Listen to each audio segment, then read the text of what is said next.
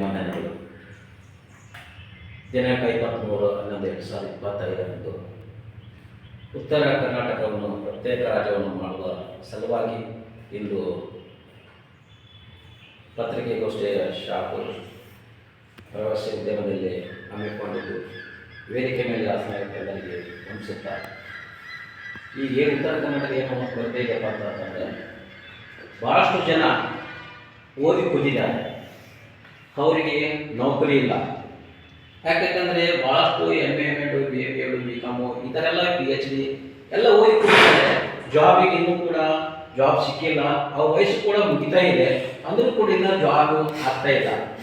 ಯಾಕೆ ಜಾಬ್ ಆಗ್ತಾ ಇಲ್ಲ? ವಯಸ್ಸು ಮುಗಿದು ಕೂಡ ಇವು ಓದ್ತಿದ್ದಾರೆ. ಯಾಕೆ ಓದ್ತಿದ್ದಾರೆ? ಓದಿನ ಒಂದೇ ನಾಳೆ ನೌಕರಿ ಮಾಡಬೇಕು ಅಂತಕ್ಕಂಥ ಒಂದು ಆಸೆ ಕೊಂಡು ಕುತ್ಕೊಂಡಿದ್ದಾರೆ. ನೌಕರಿ ಕಂಡಿಲ್ಲ. ಇಲ್ಲಿ ಏನಾಗಿದೆಪ್ಪ ಅಂತಂದರೆ, ಬರೀ ಕುರ್ಚಿಗಳ ಕಿತ್ತಾಟ ನಡೆದಿದೆ.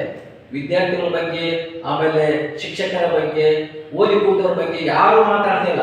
ಬರೀ ಕುರ್ಚಿಗಳ ಬಗ್ಗೆ ಮಾತಾಡ್ತಿದ್ದಾರೆ. ದಯವಿಟ್ಟು ಅದನ್ನು ಪರಿಶೀಲಿಸಿ. ಏನಪ್ಪ ಅಂತಂದರೆ, ಓದಿದವರಿಗೆ ಇವು ವಯಸ್ಸಾಗ್ತಾ ಇದೆ ಅಂಥವ್ರನ್ನ ಮೊದಲು ನೇಮಕಾತಿ ಮಾಡಿಕೊಳ್ಬೇಕಂತಾನೆ ನಾನೊಂದು ಭರವಸೆ ಅಂತ ಕೊಡ್ತಿದ್ದೇನೆ. ಈಡೇರಿಸಲಿ ಅಂತ ಹೇಳಿ ನಾನು ಕೇಳ್ಕೊಳ್ತೇನೆ. ಧನ್ಯವಾದ.